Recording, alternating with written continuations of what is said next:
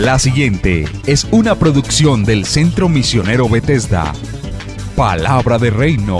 Estás lleno de la salvación de Cristo, estás lleno de la justicia, de la santidad, de la verdad. Escuelas de formación. Sanidad interior. Testimonios de vida. Tenía 7 enfermedades, mejor dicho, y el trombo que me dio en la cabeza, el doctor dijo que yo no tenía nada. ¿Le hiciste todos los exámenes? Todos los ¿Y cómo te exámenes, salieron? todos me salieron bien. Entonces yo ¿No podías levantar el brazo? No, me dolía mucho. ¿Y el Señor te sanó hoy? Ya me sanó. Sí, ya volvió a la casa, está buscando trabajo, la honra y la gloria al Señor. Centro Misionero Bethesda les da la bienvenida. El estudio de hoy se titula Dos evangelios paralelos. Eso vamos a hablar, dos evangelios paralelos. Usted va a estar muy pendiente porque bueno, nos vamos a dar cuenta de algo que ya conocíamos. Algunas cosas ya las conocemos, las hemos tratado, pero otras yo sé que le van a ayudar a recapacitar. A mí me ayudan a recapacitar, a mí me cuestionan. Solamente escuchando al Señor ya estoy cuestionado. Y en el desarrollo de este estudio, estos 3 días, vamos a aprender mucho para la gloria del Señor y para beneficio nuestro, claro, para el crecimiento de esa comunión entre Dios y nosotros. Vamos entonces a leer Hebreos capítulo número 4. Hebreos. Empecemos con este texto y como siempre hacemos el día martes, que hacemos un poquitico de introducción, tratando de conocer lo que vamos a ver. Y bueno, tratando de que el Señor nos haga entender qué es lo que vamos a estudiar. Hebreos capítulo 4, versículos 14, 15 y 16. Hebreos 4, versículos 14, 15 y 16. Dice la palabra del Señor, siempre en el nombre de nuestro Señor Jesucristo. Dice, por tanto, teniendo un gran sumo sacerdote que traspasó los cielos, Jesús, el Hijo de Dios, retengamos nuestra profesión, porque no tenemos un sumo sacerdote que no pueda compadecerse de nuestras debilidades, sino uno que fue tentado en todo según nuestra semejanza, pero sin pecado. 16. Acerquémonos pues confiadamente al trono de la gracia para alcanzar misericordia y hallar gracia para el oportuno socorro. Estos versículos se los leo para que usted y yo meditemos en algo. Nos conviene tener un Dios misericordioso. Nos conviene tener un Dios que se entregó, un sumo sacerdote, que ahora intercede por nosotros, que ganó para nosotros la justificación de los pecados, el perdón de los pecados. Nos conviene creer en ese Dios que creó los cielos y la tierra. Porque reflexione algo. Otros están creyendo, con la misma Biblia, están creyendo en otra clase de dioses. Claro que sí, claro. Hay personas que están creyendo en otra clase de dioses y están poniendo su fe en otra clase de dioses. Que de eso es que quisiera que nosotros, estos 3 días, pues es muy poco el tiempo, pero trataremos de analizar y de cavilar y de caer bien en esa cuenta, de reconocer muy bien lo que está pasando a nuestro alrededor. Con el mismo evangelio hay personas que tienen otros dioses. ¿Y qué decir de las religiones? Cada religión tiene su propio Dios.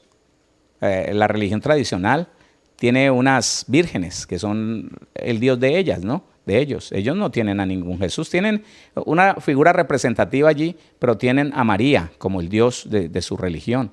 Y es María la que le hacen novenas, es María la que le hacen procesiones, es María. Asimismo, cada religión tiene su propio Dios. Aunque hablen de Jesús, aunque hablen de Jehová, aunque hablen, siempre tienen otro Dios. A nosotros nos conviene tener por Dios el que traspasó los cielos y la tierra, el que creó los cielos y la tierra, el que se entregó por ti y por mí, el que derramó su sangre en la cruz del Calvario, aquel que murió en el lugar de castigo que tú y yo merecíamos. Nos conviene. Pero, ¿en qué le conviene a Dios tenerte a ti como hijo o tenerme a mí como hijo? ¿En qué le conviene? ¿En qué le conviene a Dios cada creyente? ¿En qué? ¿Qué beneficio saca Dios de cada creyente? ¿O será que Dios no busca ningún beneficio? Porque nosotros estamos felices con ese Dios que tenemos. darnos cuenta de la obra perfecta que el Señor Jesucristo hizo en la cruz del Calvario.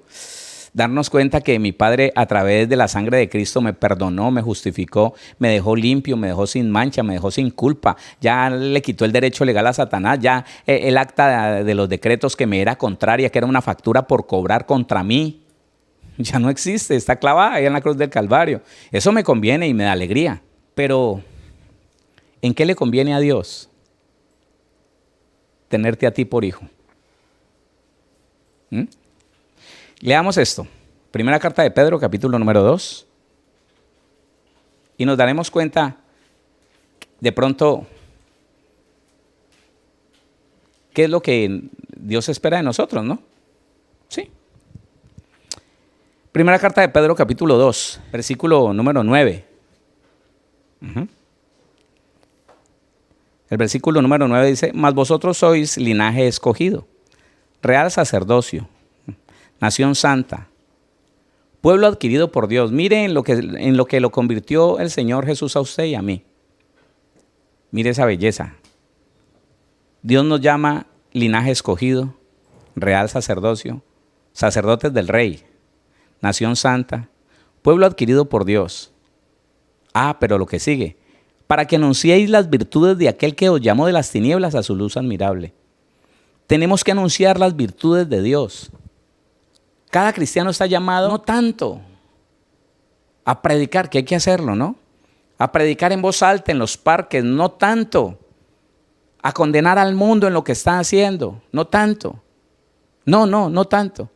Sino a mostrar las virtudes de aquel que lo llamó de las tinieblas donde éramos ciegos a la verdad de la Biblia, a la verdad de la palabra, y nos trasladó a su luz admirable, a un punto donde usted y yo entendemos, donde usted y yo sabemos quién es Dios, conocemos a Dios. Viendo esos videos que a veces mandan por allí, personas que están desubicadas de lo que es el evangelio, de lo que es ser cristiano, ¿sí?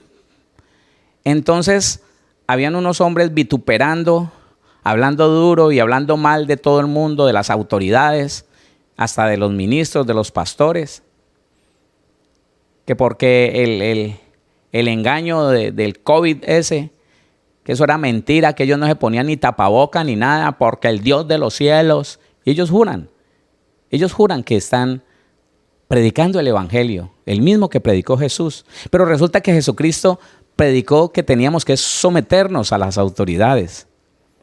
Y ellos, a nombre de ese Dios, vienen y se pasan por encima a las autoridades y se ríen de las reglas establecidas por las autoridades. Y dicen que los que se someten a eso son yo no sé qué y yo no sé cuánto. Y que no son verdaderos cristianos los que se someten a la autoridad, porque deberían estar predicando. Y resulta que el Señor dice que Él nos tomó y nos salvó y nos dio tantas cosas para que nosotros mostremos quién es Dios. A través de nosotros, Jesucristo pueda vivir la vida que Él sabe vivir y mostrar las virtudes. No para que nos mostremos poderosos, no para que nos mostremos arrogantes, no para que nos mostremos llenos de juicio contra los demás, no para que nos mostremos llenos de ira contra los demás, menosprecio contra los demás, condenando a los demás, diciendo que nosotros sí, los demás no. No. Entonces, allí se inicia eso que le estoy diciendo. Por un lado, a mí me conviene tener el Dios que tengo, pero ¿en qué le conviene a Dios tenerme a mí como hijo? Porque es que hoy en día hay gente que se llaman hijos de Dios. Para eso pues que entre más malitos, más abren la boca y dicen soy cristiano, soy hijo de Dios. Sí, entre más malitos, más propaganda hacen. ¿En qué le conviene a Dios tener un hijo que anda haciendo lo malo, que anda llevándose por delante la justicia de Dios, los reglamentos de la autoridad que Dios puso aquí en la tierra y diciendo que son hijos de Dios? ¿En qué? ¿En qué le conviene tener a Dios hijos e hijas que den esta clase de noticias? pastores cristianos violan la cuarentena. Y van y les preguntan usted por qué y se llenan de ínfulas y dicen que olvídese que los que no están con nosotros, los que se fueron a meter a las casas, esos no son verdaderos cristianos. Y dejan entrever, dan a entender que el verdadero cristiano es un rebelde. Es alguien que se lleva por delante todas las autoridades. No han leído a Pedro, no han leído Romanos, no han leído a Pablo, no han leído a Juan. No lo han leído. Y si lo han leído, no le hacen caso. Y convirtiéndose en rebeldes, sin causa, digo yo, ¿no? Porque ahí no hay causa. Dicen que son hijos de Dios. Y critican a los que no se rebelan como ellos. Y no me va a poner tapaboca, y no me va a poner nada, y esperan que alguien los aplauda. ¿En qué le conviene a Dios tener personas así? ¿En qué le conviene a Dios tener hijos así? ¿En qué? No hemos entendido. Escúcheme. ¿En qué le conviene tener como hijo a Dios? ¿En qué le conviene a Dios tener un hijo que ora y ayuna? Y se jacta de los días que ayuna. Y se jacta de las horas que se mete en oración. Pero ¿sabe qué? En su casa le tienen miedo. La esposa está a punto de dejarlo porque no soporta el mal genio de él. Los hijos no lo quieren ver. Los hijos se le esconden. Los vecinos lo aborrecen. Pero en la iglesia lo aplauden porque él es un hijo de Dios con unción. Con unción, con palabra de Dios. Hombre de ayuno y de oración. Y yo no estoy diciendo que no ayune y que no ore. No. Y quiero dejarle claro que somos una iglesia, el Centro Misionero Bethesda Villavicencio es una iglesia de ayuno y de oración. Pero no de esta manera que les estoy explicando. Dentro de un paralelismo que parece ser el evangelio, pero que no es el evangelio de Cristo. Es un evangelio de hombre. Por un lado, condenando a todo mundo, condenando a los impíos, condenando a los gobernantes, hablando mal de las autoridades, hablando mal del presidente, hablando mal del gobernador, hablando mal del alcalde, hablando mal de todo el mundo. Pero ¿sabe qué? Comprando funcionarios para que le consigan documentos fácil, haciendo lo malo, alterando documentos, haciendo reparaciones y construcciones en su casa, sin licencia de construcción, evadiendo las autoridades, diciendo que se van a ir para el infierno los que hacen tal y tal cosa, y él chismoseando, y él lleno de enemistad, y él lleno de ira, de pleito y de contienda, y sin entender que el homicidio, óigame, que el borracho, que el brujo, que el hechicero está en el mismo nivel del que contiende, del que se aira, del que tiene enemistad. No lo sabe. Entonces, por un lado, es algo impresionante. Sabe palabra. En un video que me enviaron, ese hombre conoce palabra, hermano. Mire, yo no sé cuántos versículos dijo. En condenación todos. En condenación. En condenación. Pero le preguntaba el periodista, ¿y usted no se va a sujetar? Que no, que esto es del diablo, que esto es del demonio, que no ha leído que toda autoridad es puesta por Dios. Y las que hay, todas han sido establecidas por el Señor. Él no lee, y si lo leyó, no le importa. Y el periodista le citó eso. El periodista le citó, y bueno, Romanos dice que sométase toda persona. No, a Dios no más, a Dios. Pero si fue Dios el que dijo eso. Si fue Dios el que lo mandó a que se sujetara al gobernador, al alcalde. No, Señor. Completamente desvariado, completamente desviado, torcido. ¿En qué le conviene a Dios tener un hijo de esos? Que en vez de ganar almas, hace que las almas se alejen del verdadero evangelio. ¿En qué le conviene a Dios eso? Eso es lo que estamos sufriendo, pienso yo, todo el tiempo del evangelio. Todo el tiempo del evangelio.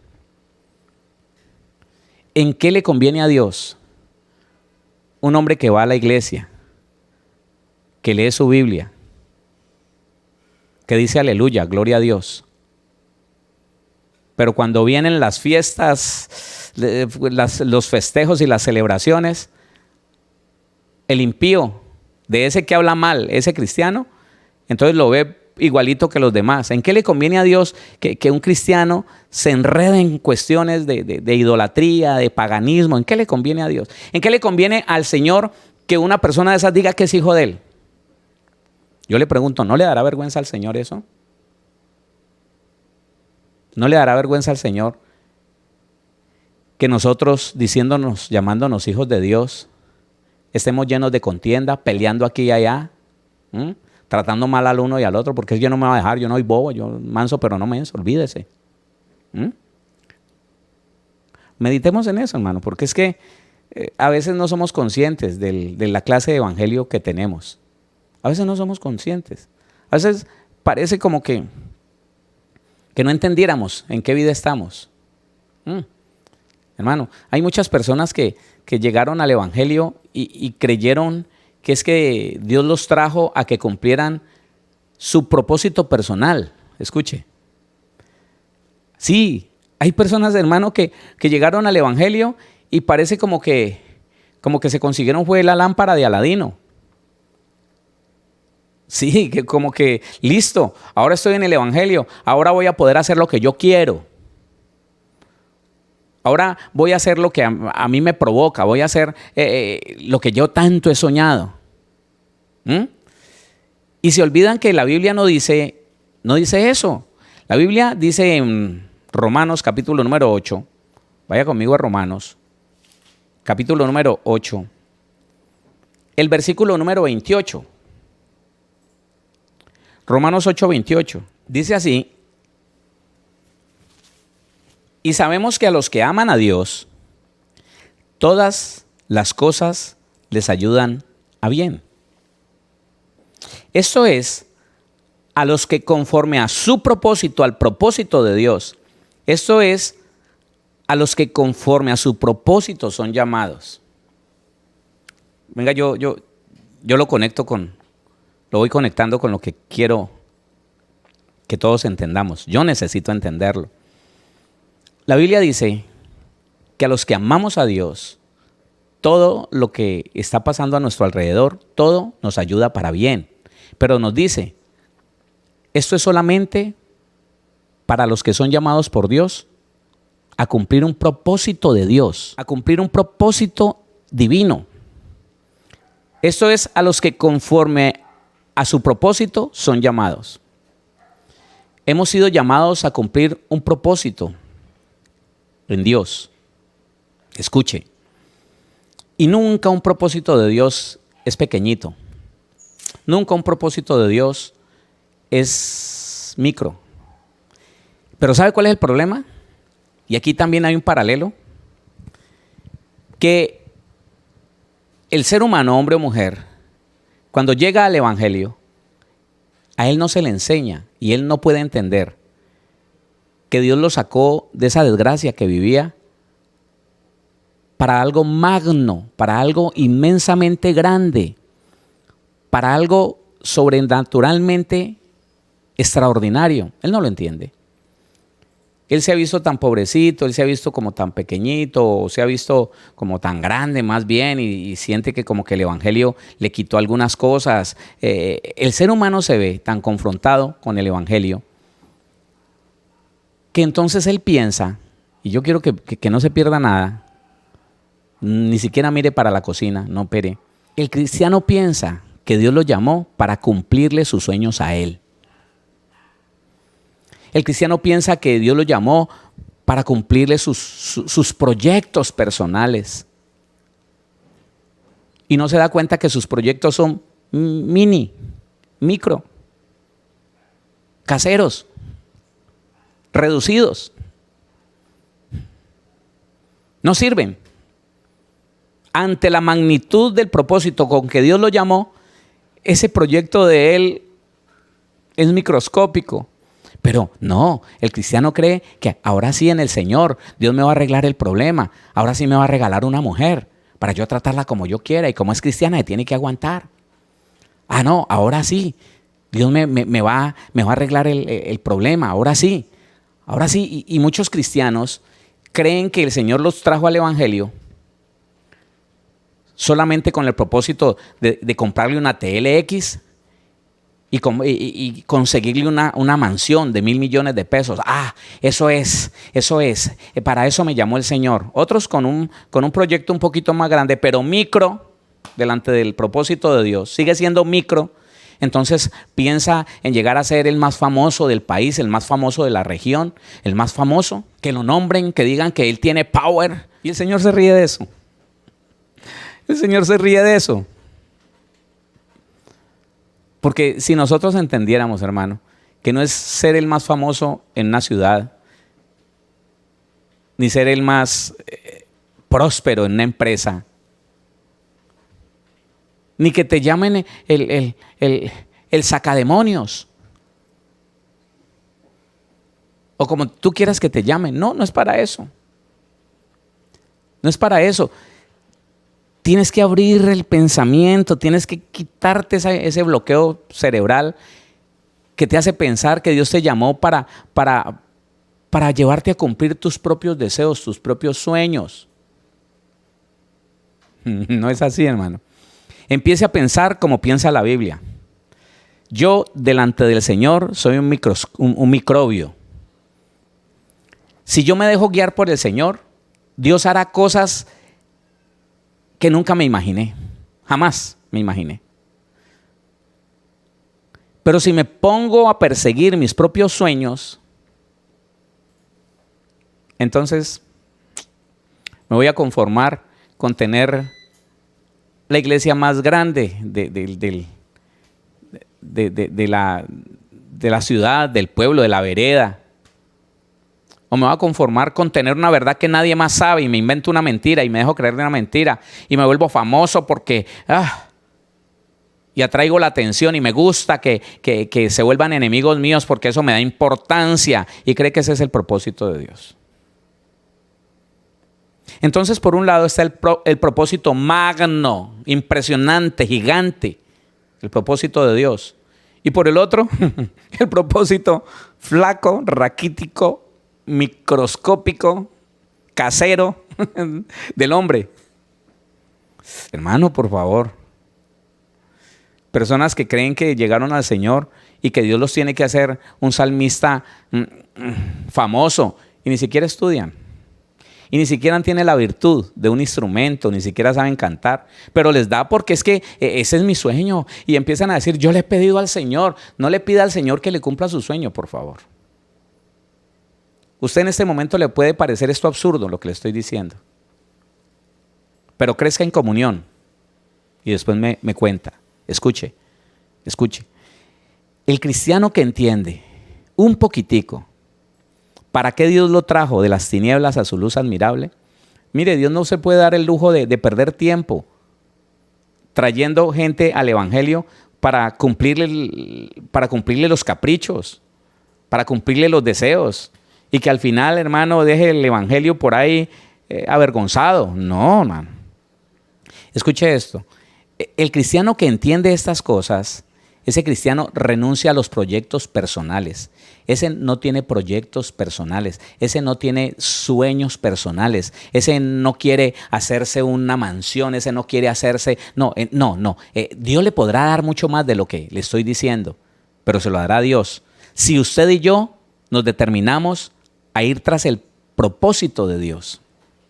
Si entendemos que los pensamientos de Dios son tan inmensamente grandes y que contigo y conmigo, que somos microbios en este cosmos, Él quiere salvar a tanta gente y quiere dar un buen testimonio a tanta gente.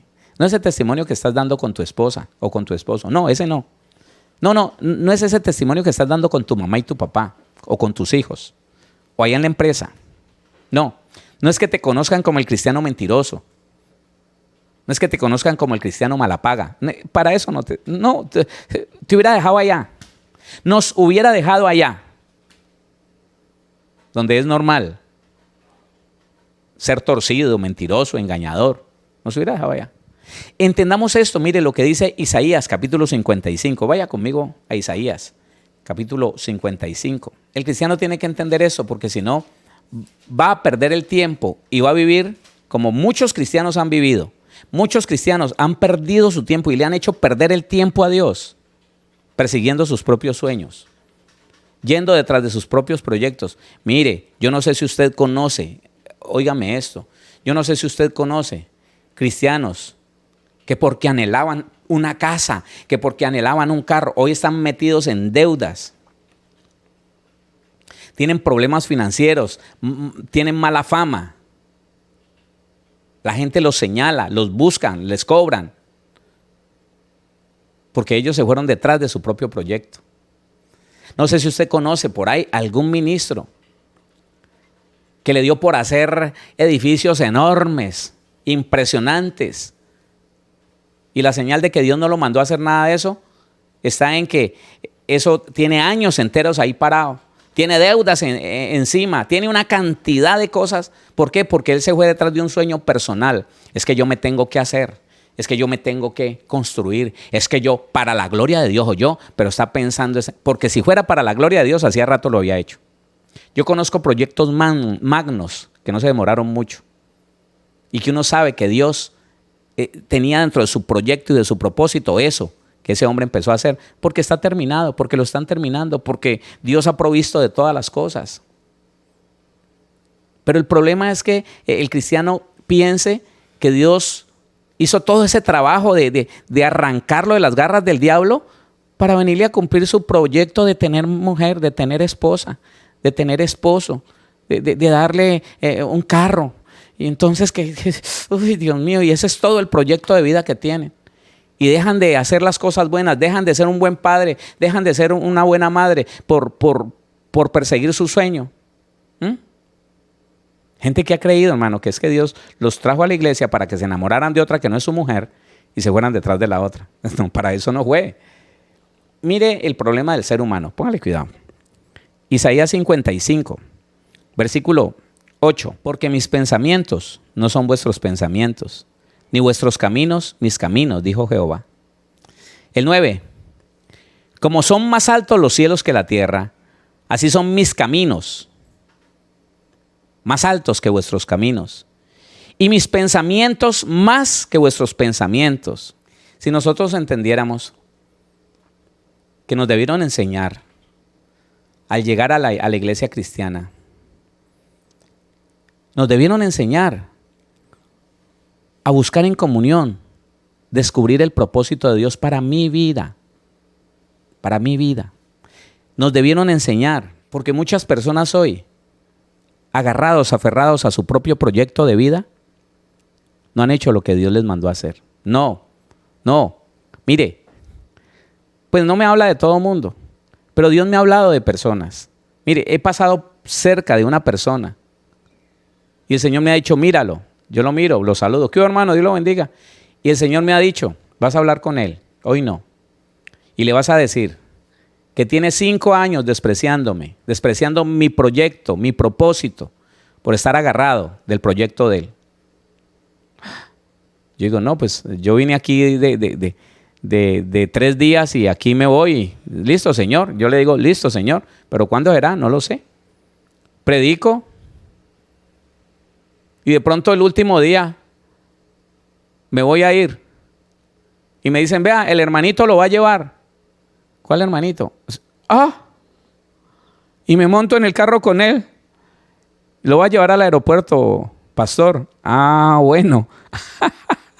Oye, hermano, ¿sabe una cosa? Y empiezo a decirle. Y él dice, uy, pastor, la verdad es que sí, porque es que yo he querido hacer tal cosa y me he esforzado, pastor, y me he puesto a estudiar y me salen mal las cosas y por ahí tuve que dejar de estudiar y por ahí tuve que dejar eso y se me perdió tal cosa. Pero todo es con ese deseo, pastor, porque yo quiero avanzar, pero estás avanzando en el camino equivocado. Estás yendo en contravía de lo que Dios quiere. Y yo le pregunto, ¿alguien te ha invitado alguna vez a predicar alguna parte? Uy, sí, pastor, sí. A mí el pastor fulano me dijo que por qué no me encargaba de una casa de bendición. A mí el pastor sutano me dijo que por qué no me iba para empezar a visitar esa vereda. Ahí hay una casa de oración. Que por qué no iba. pastor, y yo aquí, pues yo me puse a pensar, yo me pongo a ir por allá y ya no me queda tiempo porque, pues mi proyecto, pastor, mi proyecto. Eso hace 5 años, ¿cierto? Sí, pastor, ¿cómo saben, hermano? El Señor me mandó a decirte que le has despreciado 5 años el proyecto a Él, el propósito de Él, que estás perdiendo tiempo en tu proyecto, porque eso no va a funcionar. Y no va a funcionar no porque Dios no quiera, sino porque si el Señor te dejara ir por ahí, que te puedes ir por ahí, te va a ir mal. Te vas a desgastar. Vas a ver tu tiempo perdido.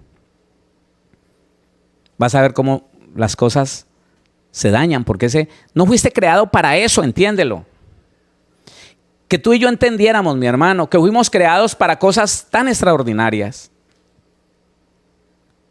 Y que lo que el ser humano no entiende, en este caso el cristiano no entiende, es que tiene que, por eso la comunión, hermano, es determinante. La comunión no se puede reemplazar por nada más. Entonces, como no fueron a decirle, Señor, ¿a qué me trajiste? Mire, si a uno lo hicieran consciente, hermano, si a uno lo hicieran consciente de que el Señor lo trajo de esa vida que estaba, yo me pongo a pensar, hermano. El Señor me hizo dejar orquesta, bandas, mariachi, un taller, todo próspero, hermano, todo próspero, todo era próspero. Y me gustaba porque a mí me gustaba la música, y digo me gustaba. Era lo que más me gustaba, me daba autoestima, me daba dinero, me daba fama, me conocían, claro, pero al Señor le plació hacerme entender, no porque me hubieran enseñado a ir a la presencia del Señor a decirle, Señor, ¿para qué me sacaste de ese mundo en que yo vivía? ¿Para qué? No, yo nunca se lo dije. Él empezó a decirme, deja esto, quítate de ahí, no vuelvas allá. Él me decía, aún antes de ir a una iglesia cristiana. Pero lo que yo entiendo es que nosotros deberíamos de enseñarle. Pero ¿y si nosotros no sabemos? ¿Cómo vamos a enseñar lo que no sabemos? ¿Cómo le vamos a enseñar a las personas que desde el primer momento que lleguen a la vida cristiana empiecen a orarle al Señor? Señor, muéstrame el camino que he de andar. Muéstrame el camino que he de transitar. Muéstrame tu propósito. ¿Cuál es tu propósito? Entonces, nos damos cuenta, hermano, nos damos cuenta que hay 2 clases de evangelio. El de mucha actividad, hablar mucho, conocer mucho de Biblia, ayunar, orar mucho. Pero por otro lado, mentir, engañar, ira, pleito, contienda. Por un lado, Dios tratando de hacer de él una persona sensible a la voz del Señor. Y por otro lado, él persiguiendo sus sueños, él persiguiendo sus proyectos de vida. Es que yo voy a hacer, es que yo voy. Yo siempre me acuerdo, hermano, recién llegado a la vida cristiana, que nos llamó un ministro de una congregación nueva, allá en el pueblo donde yo vengo. Abrió una congregación y llamó a todos los músicos de esa ciudad, los llamó a todos. Y yo recuerdo que las primeras palabras en la primera reunión que tuvimos fue, dentro de tantos meses, como 3 o 4 meses más adelante, dentro de tantos meses, como sea, tengo que tener un grupo, una banda de 50 salmistas. Así dijo, como sea. Ese era el proyecto de él. Pero el proyecto no era de Dios. Al poco tiempo murió. El Señor lo recogió. Porque también tenía otros proyectos de vivienda, tenía otros proyectos. Proyectos de él, no de Dios. Y los proyectos del hombre, escúcheme, los proyectos del hombre avergüenzan el evangelio de Dios. Porque el hombre se va por caminos que no está preparado a caminar. Se mete en cosas que Dios no lo preparó. Dios te dio virtudes, Dios te dio capacidades, Dios te dio habilidades. Dios nos dio a todos dones para hacer algo en esta tierra. ¿Por qué no le preguntamos a Él qué es lo que quiere que hagamos, hermano? ¿Por qué? ¿Por qué la iglesia ha perdido mucho tiempo tratando de sobresalir en el mundo, de ser famosa en el mundo, de ser importante en el mundo? Cuando usted y yo vamos a ser famosos e importantes, si Dios lo quiere y sin tanto esfuerzo, sin dejar mal testimonio, sin andar por ahí avergonzando el nombre del Señor Jesús, diciendo que somos evangélicos, pero sobornando al guarda de tránsito. Pero, Dios mío, hermano. Y en la iglesia abrimos la boca y decimos que somos la gran maravilla. Pero el que pasa y nos ve ahí en la puerta de la iglesia, entonces dice, tipo compró a fulano para que le hiciera esto y esto y esto. Vea, eso que han construido ahí, eso ni licencia tiene. Esos son más torcidos. No. ¿Ah? Piensa en eso, hermano. Piensa en eso. Si nosotros supiéramos para qué nos llamó el Señor. ¿Quiere conocer un poquito? Listo, empecemos a conocer. Vamos a conocer un poquitico. Póngale cuidado. Hemos empezado a tener un léxico tan raro. Las personas hablan de unción y no saben lo que es unción. No, la iglesia no sabe lo que es unción. La unción no es el poder.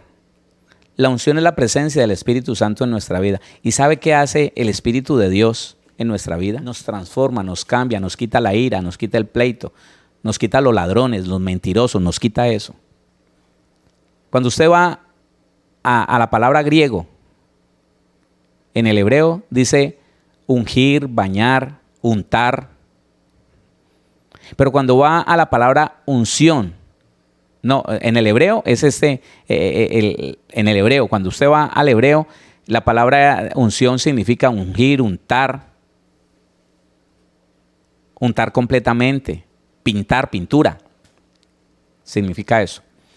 Pero en el griego es completamente diferente. En el griego la palabra unción significa, óigame, la dádiva sobrenatural del Espíritu Santo. Eso es. Porque mientras que en el Antiguo Testamento la unción venía por untar aceite, que era tipología del Espíritu Santo, hoy no tenemos la tipología. Tenemos a la persona maravillosa, en persona, en vivo y en directo, del Espíritu Santo viviendo en nosotros. La unción en el cristiano se demuestra por el carácter cambiado, por el temperamento cambiado. Un temperamento manso y humilde. Un hombre reformado, vivificado. Una mujer completamente nueva, sin la amargura, sin el odio, sin el resentimiento, sin las enemistades. Alguien que hace milagros. Hermano, levante la mano, crea que Dios puede hacer un milagro con otro y Dios lo va a hacer. La Biblia dice que aún los pecadores, a través de los pecadores, Dios hará milagros. Pero que el día que lleguen y le digan, Señor, Señor, en tu nombre echamos fuera demonios, en tu nombre sanamos enfermos, les va a decir, ¿y quiénes son ustedes? Yo no los conozco. Esos fueron los que vivieron paralelamente, escuche, paralelamente, orando, ayunando y manifestando unos dones impresionantes. Y claro, ¿por qué no? Sanando enfermos, claro, ¿por qué no? Orando, predicando el evangelio. Pero por otro lado, viviendo en la carne, persiguiendo sus propios sueños. Claro.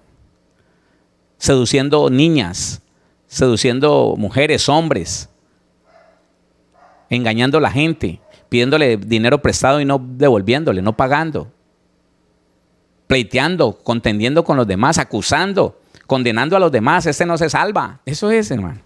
Entonces, mire, la unción es la presencia del Espíritu Santo. Cuando la presencia del Espíritu de Dios está en cada uno de nosotros y nosotros somos conscientes, entonces le pedimos ayuda a Él, no solamente para hablar con unción. Es que la gente dice, Señor, dame unción para subirme a la buceta y predicar el evangelio del Señor Jesucristo. No, usted no solamente debe de predicar con unción, debe de escuchar con unción, porque si es el Espíritu de Dios el que está allí conectado con la palabra, usted va a escuchar y va a entender. Yo hablo mucho con personas que se aprendieron la lección de otras doctrinas. Sí, yo hablo mucho con ellos. Tengo bastantes. Al WhatsApp me escriben y bueno. Pero ellos tienen una lección aprendida y ellos no saben escuchar. Ellos van así como ciegos, soltando lo que ya aprendieron. Así como loritos, así. Soltando lo que ya aprendieron, Y no te escuchan. No te escuchan, no pueden escuchar. El mismo error les tapó los oídos. Y se dicen cristianos evangélicos, pero no creen a la palabra. Solamente creen a lo que aprendieron, a lo que se aprendieron de memoria, a los versículos que le sustentan y le fortalecen su doctrina. De error, por cierto. Pero se les está mostrando otra cosa. Se les está diciendo, mire, se les está leyendo. Ellos, ¿sabe por qué? Porque el Espíritu de Dios no está activo en ellos. El Espíritu Santo no les permite escuchar. No les permite entender. No, porque está desactivado por la mentira que hay en las doctrinas de error. Está desactivado. Y entonces mire eso, soy cristiano, no sé de qué clase, pero no le creo a la Biblia, le creo a la mentira que me dijeron. No estoy dispuesto a estudiar en su totalidad lo que dice la Biblia y de sacar una conclusión bíblica. No, lo que yo ya sé, eso tengo. Y yo no estoy diciendo que solamente tengan ese mal los que torcieron el camino. No, no. Dentro de las iglesias cristianas, escuchan la verdad de la Biblia y si no se parece a la religiosidad que le enseñaron años atrás, se enojan y se van, porque no tienen al Espíritu de Dios que los conecte con la verdad y les dé testimonio en su espíritu. Eso es verdad. Lo que te enseñaron es mentira. Lo que te enseñaron es pura apariencia. Lo que te enseñaron es una doctrina mentirosa. No, él dice, yo no voy a cambiar mi doctrina, olvídese. Yo no voy a cambiar mi evangelio. El evangelio que me enseñaron y hasta se meten en la Biblia y hablan de Biblia y dicen, lo que aprendiste de mí. Usted no ha aprendido de la Biblia, usted le aprendió a un hombre. Y por un lado dice que es muy buen cristiano, pero por otro lado hace cosas que la Biblia no dice. Y de ellos dijo el Señor Jesucristo ahí en Marcos capítulo 7. Como dijo el profeta Isaías, como está escrito. Hipócritas, ustedes con sus labios me honran, pero su corazón está lejos de mí, porque todo lo que hacen y lo que enseñan son mandamientos de hombre. Paralelo. Aquí está el evangelio, pero aquí estoy yo. Aquí dice la palabra una cosa, pero yo hago otra porque no me conviene, porque no le creo a la Biblia. Yo hago otra. La Biblia dice una cosa, pero yo estoy creyendo otra. Me afiancé en 1, 2 o 3 versículos, pero yo no quiero saber de la verdad de la Biblia. Digo que soy cristiano evangélico, pero doy el testimonio más horrendo del mundo. El que me ve dice que evangélico ni que nada. O empieza a decir, mire, todos los evangélicos son como él. Mentirosos, mal genio, engañadores. Mire cómo maltrata, mire cómo grita, mire cómo habla mal de los demás, mire. Y ellos juran, mire, ellos así, van como las líneas de los trenes, las líneas de las vías férreas. Oiga, para el mismo lugar, pero nunca se tocan, nunca están de acuerdo. El evangelio del Señor Jesús está en desacuerdo con cantidad de cristianos que viven vidas paralelas, pero no agradan a Dios y no están viviendo el evangelio, no lo están viviendo. Póngale cuidado, no quiero que nos vamos sin leer esto. Póngale cuidado. Somos efectivos llevando gente a las congregaciones, pero no somos efectivos en llevarlos al conocimiento de la verdad. Oiga, qué tremendo. La gente, y aquí en Colombia, la gente predica mucho y la gente va mucho a las iglesias. Pero el propósito de Dios no es llevarte a una iglesia a que conozcas 2 o 3 parámetros religiosos. Mire lo que dice primera carta a Timoteo, capítulo número 2. Primera carta a Timoteo, capítulo número 2.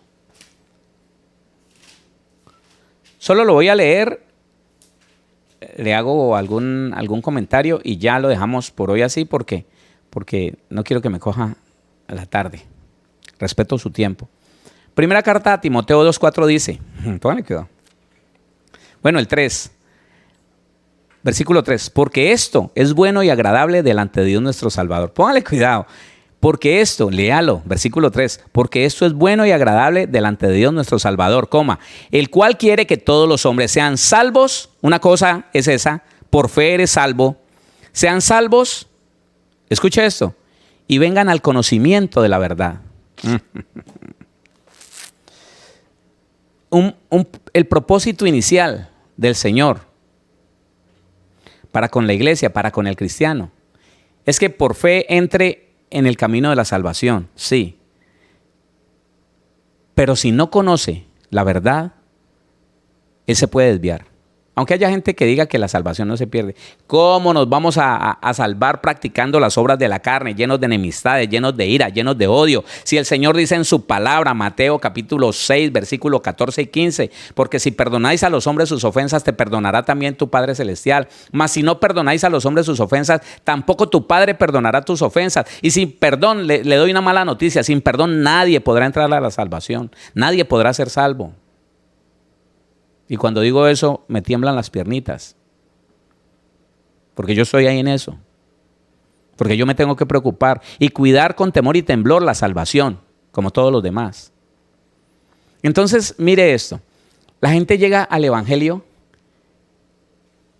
y llega a querer hacer lo que quiere y se hacen grandes proyectos y voy a hacer esto y unos hacen aquello y lo otro y se sienten más grandes porque dijeron algo bonito y se hicieron una vigilia impresionante y el otro se hizo un culto wow y entonces le echó aceite a todo mundo y entonces, oh, wow. ¿Y a cuántos les estamos enseñando la verdad? ¿A cuántos? Sobre todo, me avergüenza decirlo porque soy parte del cuerpo que ellos dicen pertenecer.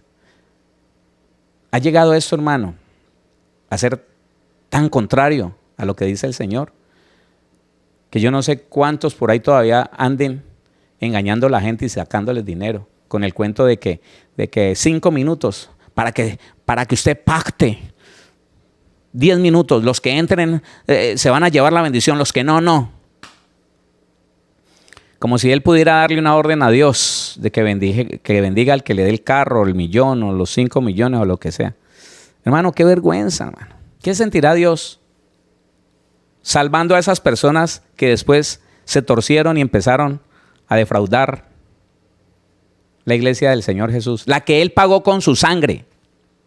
¿Qué sentirá el Señor? ¿Será para eso que el Señor nos salvó? ¿Será para eso que nos metió en el cuerpo de Cristo? Cuando aquí la Biblia dice, el cual quiere que todos los hombres sean salvos, aleluya, ya lo somos por fe. Si caminamos en ese proceso de perfeccionamiento, vamos a conservar esa salvación y no la vamos a perder. Dice, el cual quiere que todos los hombres sean salvos y vengan al conocimiento de la verdad. Mañana le voy a decir qué es la verdad, usted sabe. Creo que todo esto que estoy diciendo usted lo conoce. De alguna manera lo habíamos dicho en otras enseñanzas, pero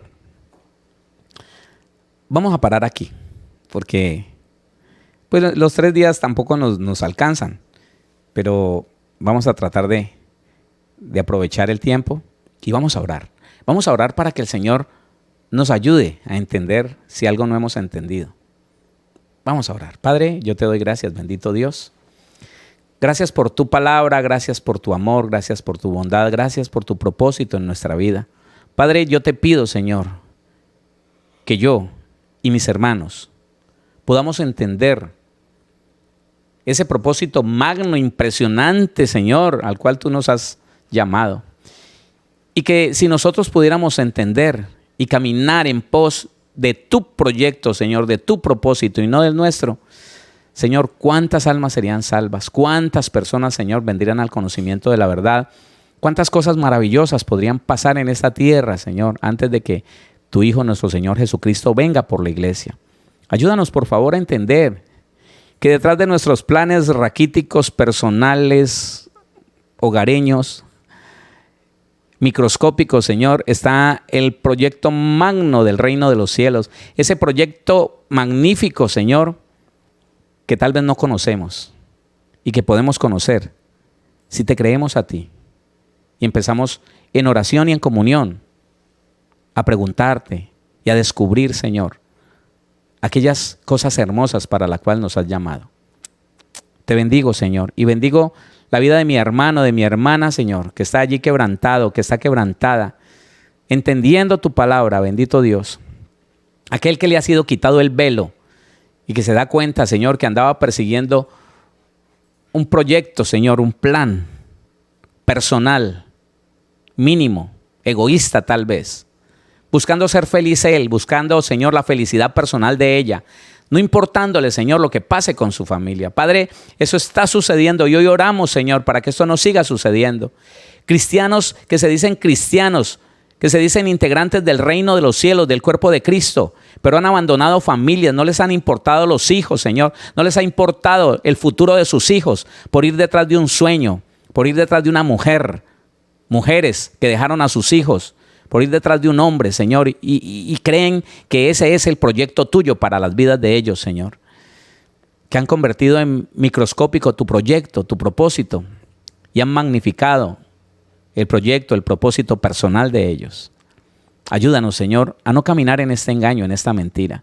Ayúdanos, Señor, a no vivir más un evangelio paralelo que nos llevará a la perdición, a la condenación, a la desgracia, creyendo que tal vez somos más que los demás, creyendo que de alguna manera, Señor, somos superiores a otros por lo que hacemos o por lo que decimos, sin saber que estamos como Caín, desagradándote a ti y desagradándote en todo lo que hacemos, Padre. Ayúdanos, por favor. Ayúdanos, Señor, porque a veces cometemos errores porque no nos enseñan, porque no nos han mostrado la verdad y queremos, Señor, conocer la verdad. Queremos conocer tu verdad. No hay nadie más, Señor. Tú eres la verdad, Señor Jesús. Y a ti te queremos conocer. Bendito Dios. Gracias, Padre, por todo aquel, Señor, que con un corazón sensible hoy se determina ahí en comunión, Señor, a buscar ese propósito tuyo para seguirlo, abandonando sus planes personales, sus planes caseros, sus planes egoístas, Señor, y dándole lugar en su vida a los proyectos magníficos tuyos, Señor. Bendito Dios. Ayúdanos a entender, Señor, que cada persona que tú trasladaste de las tinieblas a tu luz admirable, cada uno de nosotros, Señor, tiene un proyecto magno en tus manos, Señor, en tu reino. Gracias, bendito Dios. Oro por ministros, oro por mí mismo, Señor, para que no me dejes torcer. Oro por mi familia y por cada ministro y cada familia de cada ministro, que podamos entender, Señor, que muchos de nosotros estamos distraídos, viendo las cosas mínimas, Señor, las cosas superfluas, entretenidos, Señor, en las cosas materiales de este mundo y no hemos podido ver el proyecto magno, maravilloso que tú tienes, Señor, para la iglesia. En el nombre de Jesús, yo te doy gracias. Gracias, Espíritu Santo, por llevarnos a toda verdad, por abrirnos el entendimiento y traer una vida completamente diferente a la que estábamos viviendo, Señor. Te bendecimos. Y yo declaro familias bendecidas, sanas, prosperadas, libres, familias llenas de fe, familias determinadas a caminar en tu propósito, Señor. Familias que buscan la comunión personal contigo para ser direccionados directamente por ti, Señor, a través de tu palabra.